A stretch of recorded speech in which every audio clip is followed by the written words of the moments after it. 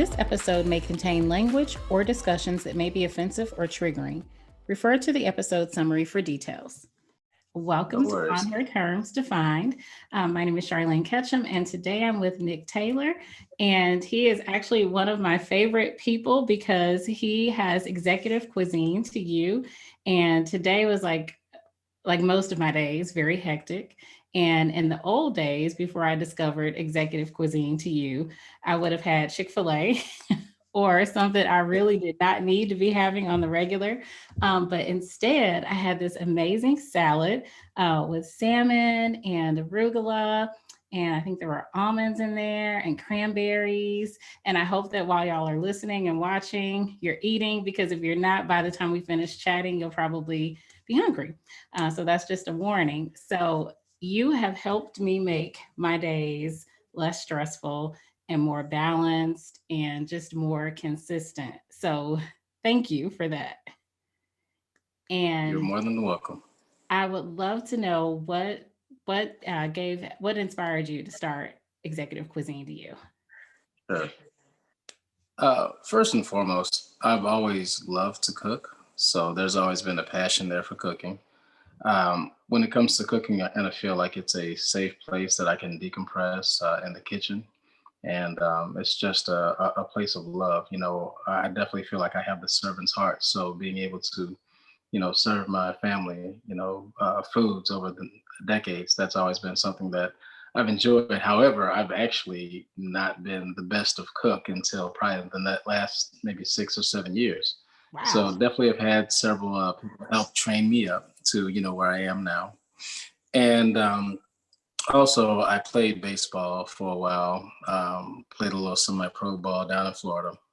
And even in high school, and then nobody ever taught us truly how to take care of your body, how to eat. Mhm. And so once I stopped playing, I got pretty big. And, I was on the whole path of how do I lose this weight? So, I was fortunate to have a childhood friend who helped train me, get my body back right.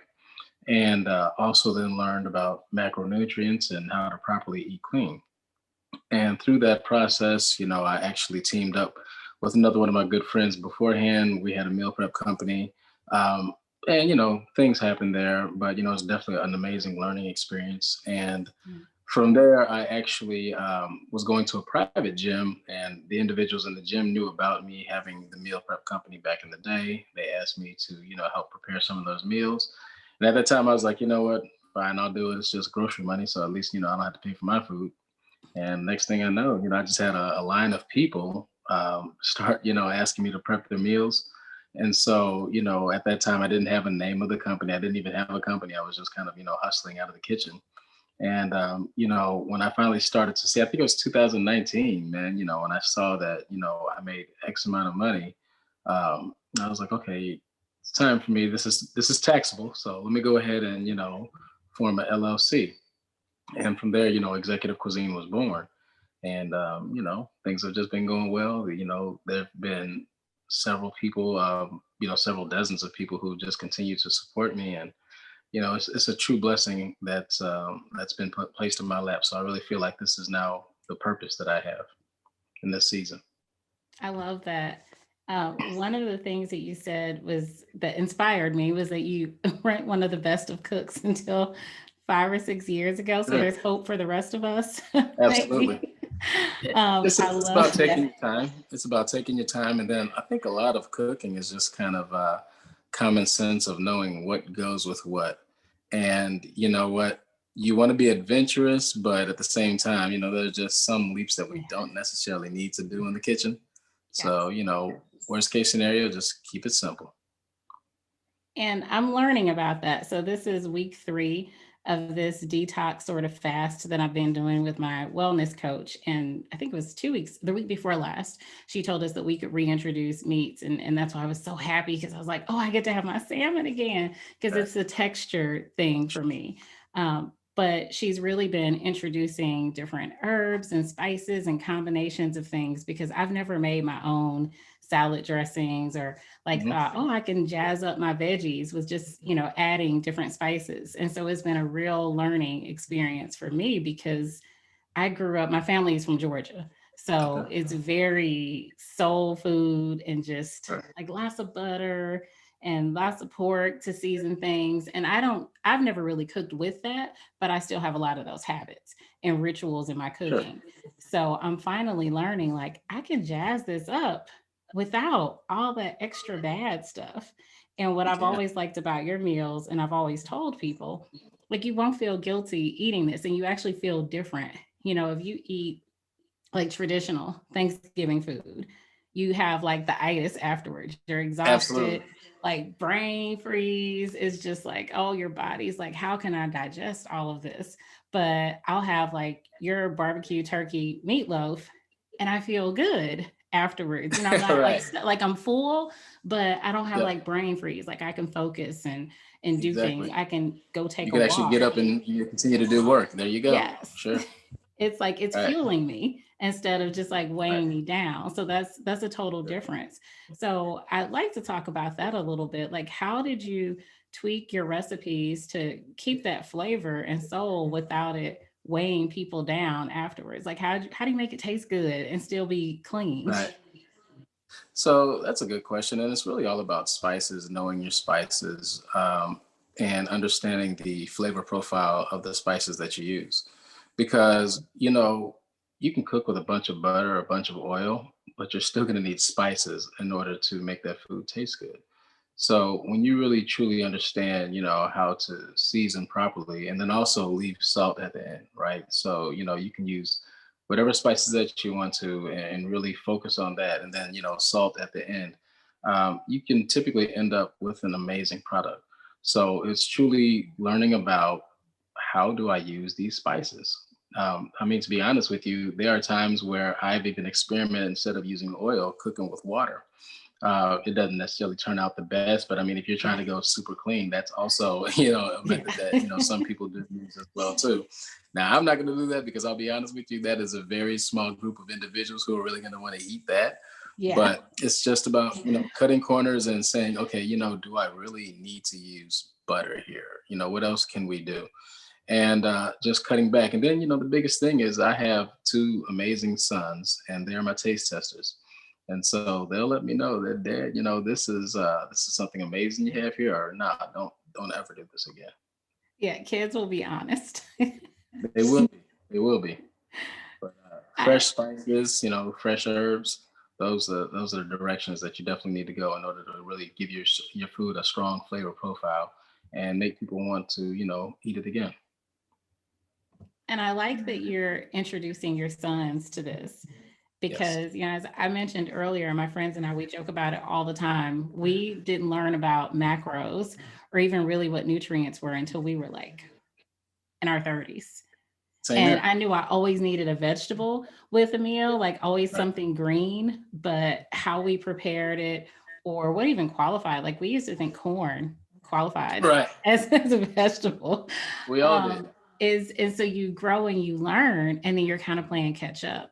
And when I speak for myself, I did a talk a couple of weeks ago, and I tell people I thank my body every day for showing up for me because I have not been kind to it. It's Absolutely. like, we think, we're taking our vitamins and, as I drink water, but, sleep deprivation. And there was a time when I had 2 or 3 Frappuccinos a day because I was sleeping 2 hours when I was in law school and working full time.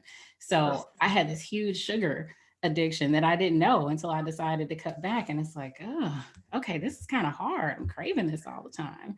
But we don't grow up learning what food can do to heal us.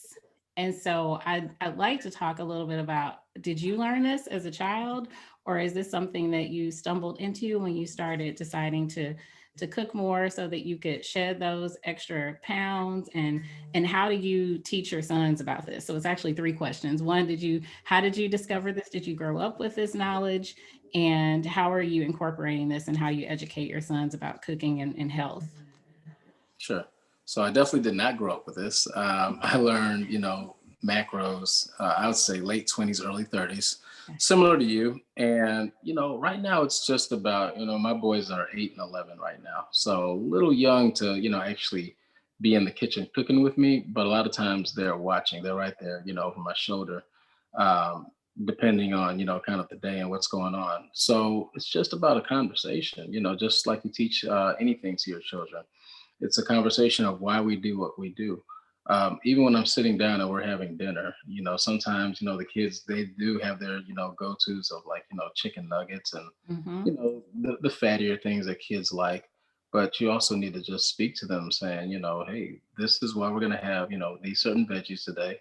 And also make it fun for them. So, okay, say we're going to do, broccoli as one of the veggies today. How should we season this? And letting them take ownership and leadership of how we're going to season this veggie or season this protein. So it makes it fun for them, because when you give them ownership and you give them responsibility over this certain thing, they're actually going to love it more because this is their creation. Yeah, Yep. So absolutely. delegate. Delegate, like the way I'm delegating by having executive That's cuisine to it. you prepare my meals, at least most Absolutely. of them. And I think, Sure. this has been, I've gotten spoiled with you over the last few months, because what I've been having to do over the past couple of weeks is like prepare most of my food for this detox. And it really isn't a detox in the traditional sense. And I want to be really clear about that, because I don't want people in the audience to think like, oh, is she just drinking water or like weird teas? No, it's really redefining. Like, and I'm not knocking that if people do it with a professional, and you're very clear on what your goals are. For me, going into it, my goal really was to redefine my relationship with food and really just learn what is it that my body actually needs, because I discovered I have like weird these food sensitivities, and then this has helped me, like, by eliminating a lot. I figured out what my body likes and what it doesn't like, Sure. and it's been very interesting. But then I also realized what I like and don't like. It takes a lot of time to prepare food, especially It does. vegetables, to slice everything. Like, it's time, and it's time I'd rather spend doing something else. I And get it. once I realized that, like, wow, this is why I'll keep using executive cuisine to you. But it also gave me that insight to say, okay, I can lay off of, maybe I only have chicken or have meat like 3 or 4 times a week. And I'll do meatless meals for whatever other meal I have. Like, it's really teaching me, like, how much, what do I need to like fuel my body? What do I need to, if I'm going to strength train that day? Okay, this might be my meat day so that I can get that extra protein, but then looking at other sources of protein. So it can really work together. You don't have to Yes. just do everything on your own. I'm big on delegating as much as you can. And that's kind of where executive cuisine to you comes into play, because you can help all of us busy people who are trying to do the right thing a little bit more consistently, can help us do that right. So, if you could tell the audience a little bit about your menu and your delivery schedule, those sort of things, because I want to make sure people know, because everybody watching and listening doesn't know me. So, they haven't heard this spiel from me before. Right. No, I would love to. So we have a menu that comes out twice a week on Monday and Thursday mornings. And so we definitely have staple items that are always going to be on the menu, such as turkey meatloaf, the mahi mahi, salmon, and even meatballs are going to, show up typically on Wednesdays. But then, outside of that, we typically have anywhere between 8 to 10 items on the menu twice a week. And we try to make sure that we're always switching them in and out, because we don't want people to get burned out eating the same things over and over. And also, as an entrepreneur, it gives me a chance to continue to strive to create new dishes, clean dishes that, you as well as the rest of the clients are going to cling to, love, and enjoy, and also make sure that you're getting all the nutrients that you need. We then, once we take these orders in, the orders are due by Tuesday and then also Friday by noon. And on Wednesday and Sunday, we deliver to the house or to your business. And it's a very Wonderfully easy process. You can convenient. go through. That's it. You can just go to the website, www.executivecuisine2u.com, make a couple of clicks, and then just like that, food will appear on either Sunday or Wednesday. Very, very convenient. So, how do you decide what you're adding to the menu? Sure. Um, honestly, I have several other chefs who I speak to, and we just kind of all talk about, one, what's in season, and what's kind of the big buzz in the food world, and then I'll reach on to certain clients and then just ask them, hey, what do you think about this, what do you think about that? Then I'll go into the taste test kitchen, so I'll prepare it and try it out for the kids. And it's funny because there are certain things that you can also prepare that may not look the best when it comes down to a photogenic picture, but it's like, wow, this really tastes good. Certain soups, you can't really bring out how amazing it is by sometimes always taking a look at it. So it's just, once again, word of mouth, talking to individuals, what's in season, and then just going for it. And then another thing you have to do also is, everything that I have, there's it's analytics to this as well because it's a business. So it's one thing when it's a brand new dish, but also when I think about what am I going to put, what am I going to bring back onto these certain menus, it's all about what's been selling, what's been really popular, what do the people really like, how do those orders look? And things that have a higher order in rating, I bring those back. Things that typically don't get ordered that often, I leave it to the wayside. Yeah, that makes sense. Yeah, I know I have my favorites, but I'm curious to know, like, what are some of your most popular dishes? Anything salmon. I mean, man, salmon is crazy. I never knew this many people love salmon, so you can never, it Really? seems like you can never go wrong. A salmon or a chicken dish, right? People Yeah. are always going to cling to. It's something that everybody knows, Yeah. and it's super easy. The mahi mahi is truly picking up. That's So doing good. well. Of course, the turkey meatloaf and turkey meatballs. Yeah, that's always a high seller as well too. So Yeah. those are some of the real strong staples. And it's crazy. Sometimes the cod blows off the charts. Sometimes tilapia. It's weird how people have these certain ordering cycles, man. But yeah, it's though, like I said, those 4 or 5 dishes right there, they're always going to sell. Those are all my favorites. And I'm a total Yep. foodie, so that's the good thing for Sure. me. It's not hard for me to ditch. I don't like to label things as like bad or good because I think anything can be Mhm. bad or good. But some of Right. the unhealthy habits that I've had, it's not hard for me to ditch them as long as I'm exposed to something else because I'm truly a foodie. That's one of the Exactly. things I miss Right. about travel. Like I love going to different Yep. countries and trying different foods. And so if Sure. I try generally anything you put on the menu, it's like, oh, okay, this might be my new favorite Right. thing. And I had never had mahi mahi that I liked a lot until I had yours or the tuna steak. And I was like, oh my gosh, these are so flavorful. And I'm usually tuna steaks a hit or miss, Sure. but yours is like, it's a hit every time. And I've Well, told thank people you. I that. I'm like, appreciate this that. is so good. And I'm a total I foodie. appreciate that. So it's like if I Sure. don't like something, yeah, I tell people and I don't deal with it again. But generally, as long as it's not like a raw meat, like I'm not really big into sushi, but as long as it's like cooked and it's not a weird Yep. texture, because I don't like surprises when things look like they're one way and then you bite into it and it's like gooey or I don't Man, like that. I get it. But as long as it's not a surprise, I love trying different flavors and things. And that's one of the things that you Right. really do well. So for people who are foodies, you will love the food.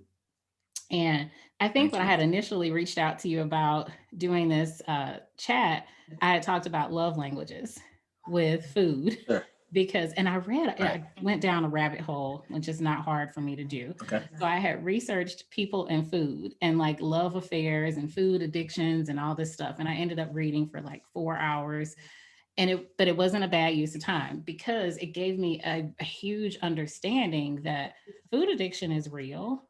Like we talk about sugar Yes. addiction, but food addiction in itself is real because we create so many rituals around food, especially in different cultures, and Absolutely. particularly in the Black culture, and especially if you're a Southern family. It's like everything revolves around food. Absolutely. Very hearty And I food. think it's not only an African American or Southern culture. It's the United States. It's what we do. Every single thing in life that we celebrate or mourn is food is in the center of it. And so it's truly about making the right decisions, whenever we're at our highs or even at our lows of what we're going to put in our mouth. to make sure that we're still staying true to the journey that we want to do when it comes to nutrition, the nutrition that we're putting in our bodies. But whatever you have going on, food is right there next to you to help you get through it. And so Yeah. it can easily be an addiction, or it can be the fuel that you need to continue to go on your voyage to make sure that you're being the best you, who you are. And so there's two things that I want to dig into that you just said there. You have a way of being very concise with saying like a lot very concisely. That's a great skill. The first is just talking about it being food being the center of most things. How have you approached that in your own family? So you are this amazing chef. So do you cook for all of your family gatherings now, or are people in your family talking to you about how can I clean up my own eating habits? Sure. No, I'll be honest with you. I, I'm glad that you love my food, but trust me, I've learned from a lot of people in my family. So we I come from a very talented family of cooks, a long line of amazing ladies, and even some guys out there who can cook their tails off. So the good thing is, now at big holidays, they are asking me to bring dishes. So I have been I've been promoted from from ice and sodas to actually being dishes now. So that further also lets me know that okay, I got a real future in this food thing because my family wants it. And yeah, so of course I have the family members too who want to ask me, what do I need to do to clean up? But one thing that you got to think about when it comes down to eating clean, this is something that really requires a lot of brain power, and Mhm. you truly have to be consistent. Yes. And so the consistency in many times it knocks a lot of people off. And it's truly a labor of love. Even eating clean, it can be such a headache, but it's just about powering through it. So I do have certain family members who they're with it, they're on it. They actually inspire me. And then I have family members who try it, and within 2 3 meals of the day, they're like, all right, now I need some chips or I need some cake. This ain't gonna work for Yeah. me. So the thing is, you just try your best not to judge anybody, and Yeah. you just want to be as positive as you can to help individuals get through whatever they're going through. And then Absolutely. also the biggest thing is when it comes down to eating clean, a lot of times you do not have to change your full diet of what you're doing. It's the smallest tweaks that make the Hmm. biggest difference. You can Yes. still have certain dishes, but let's just figure out a way of how we're going to clean it up a little bit in order to really make it better for you. And then even the bigger piece is the portion of what you're eating. Okay, so let's not pile that plate up. Let's start to measure it out. And Yeah. once you start to measure and portion the amount of food that you eat, that's also going to do numbers for you as well. Absolutely. And do you have a Yeah, nutritionist on staff to help people give them some guidance with those things as well, absolutely. don't you? Absolutely. I do. His name is Brandon Wings, and I also have used a young lady by the name of Mari Bird in the past, and she's definitely around as well too. What I do plan on doing, because the website is a never-ending build-out of different components, Mhm. items, and we are going to be integrating those nutritionist services coming very soon. Right now, if I do have anybody who's looking on, yes, they are ready to help you right now, and we're Great. going to integrate that into the website coming very soon. Great. I love that. That Yep, education component is so important. absolutely. And because Yep. people are lost, most of us Yes, and don't it's funny grow you up. say that. No, you don't. And even myself, right? So I have this plethora of knowledge of how to eat clean, how to cook. But I personally, I actually had to reach out to my nutritionist, the guy Brandon Wings, this past weekend and say, hey, man, we need to redo my diet. Because the thing is, you lose this weight, then you start to plateau. That's because your body is actually the most complex thing that's on this Yes. planet. Once you really start to switch things up, your body realizes what you're doing. Say, hell, you thought you were going to fool me? No, you're not. Hmm. And so then we have to go back to the drawing board and then write up another plan of how we're going to shock the body again to continue to get to whatever goal that you're looking for too. So even myself, with all this food that I have, at my fingertips, I still have to make sure that I'm checking in with the nutritionist on a regular basis to make sure that I'm doing what's best for me to keep myself in order. Yes. And I hope people really hear you when you say that and receive that because I tell people all the Yeah. time it takes a village. You know, I It have does. a wellness coach, I have a nutritionist, I have a therapist, I got a whole team of people, and And a it's trainer, physical trainer. yeah, and a trainer. Yep, It's you absolutely. have to have all of those resources You do. because as much as you don't know it all because these are people who this is their area, like that's their thing. They can rock it Exactly. out at that. Delegate to the Absolutely. professionals so they can help you That's it. peak at whatever your journey is. Absolutely. Yeah. Yep. One of the final questions I have for you is just Sure. when you think about like your wellness journey and how you identified I need to really tackle what I'm consuming so that I can maximize this wellness journey. And one of the things that we talk about on this show a lot is just journey. Life is a journey. And so what works for you in this season may not work for you in the next season. And you kind of have to learn how to listen to yourself so you can pivot as you need to. When you look back over your life or even the last year, 2020 was so rough for a lot of people for a variety of reasons. And True. how do you keep yourself on track with life happening and being consistent and knowing, okay, I need to go back to this resource or I need to get a new resource? Like, how do you stay the course on your own journey, even with all the things that life throws at you? Uh, like you said, I mean, you actually answered the question. It's the village. It's the village. So, first and foremost, from a spiritual standpoint, I got buddies who send me scriptures and we do Bible plans, starting first thing in the morning. I have a good friend who helps me train twice a day, 6 days a week. A guy named Kevin Patrick. If anybody's looking for a trainer, I have that as well too, and he helps me keep my body in tune.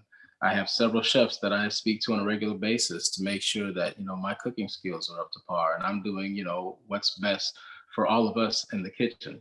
I have of course an accountant that helps out to make sure that these books look right, so I'm not Yes. just cooking in vain. Right. So every day, and then most importantly, right? So I'm a father, but of course the grandparents, they got to come in and coach every now and then too, just to make sure that I'm parenting correct. So in all sources, you just need to make sure and understand that you have a village that loves you. And it's one thing for individuals to help and critique you in a positive way versus somebody just bashing you and pulling you down. So I think it's also very important to make sure that, when you look within your circle of individuals who you look up to, who you associate with, are these individuals really truly helping build me? Are they, are they taking me to the next level? Or are they the drag of the circle? And do we need to potentially replace this individual? So, Absolutely. I'm a big believer on a circle and a village. yes, Like it's absolutely. real. It That's will, right. it's the key to Right. you being successful on your journey. It is. So, is there anything that you want to share with the audience that I haven't asked? Oh, one important thing. So, I have a lot of friends and family who are outside of the St. Louis area that are interested Yes. in ordering. So, are there any plans in the future for you being able to deliver meals outside of Missouri? Absolutely. Absolutely. So one thing that I'm working on, I haven't really announced a lot yet, but is the shipping piece. The big thing that with that though is, just making sure that things are packaged correctly so they can Yeah, be shipped, and then you got to just kind of look at certain acts of God that can slow down things. So it's truly a labor of love as well too, and we're testing out in certain places right now. So hopefully, within middle to later this year, we can actually start to really ship out nationwide. But it's okay. definitely something that's on the horizon, and I'm definitely working towards. There are other places that do it, and so why can't I? Right? Absolutely. Yeah, you can. You Exactly. got this. Exactly. But I just want to make sure that it's done correct. Yes. And Yep. so people should follow you on social media in the meantime Absolutely. so that they get that first alert when you start Of doing course. the shipping. So your social media handle is Yes, it is Executive Cuisine to you all around. So Facebook, Instagram, LinkedIn, we are Executive Cuisine to you. excellent. TO, not two, not the number. Yeah. Yeah, I Right. think there is like another one like that. So yes, y'all be careful. Make sure when you're looking that it's the correct executive cuisine to you. Right. Um, So is there anything else that you want to share with the audience that I haven't asked you about? I think that's about everything. I think we've covered it. Thank you so much. Yes. And everyone visit Executive Cuisine to stay in the updates for the shipping and to place your orders. And thank you so much, Nick Taylor. My name is Charlene Ketchum, and Thank you for watching, listening to On Her Terms Defined.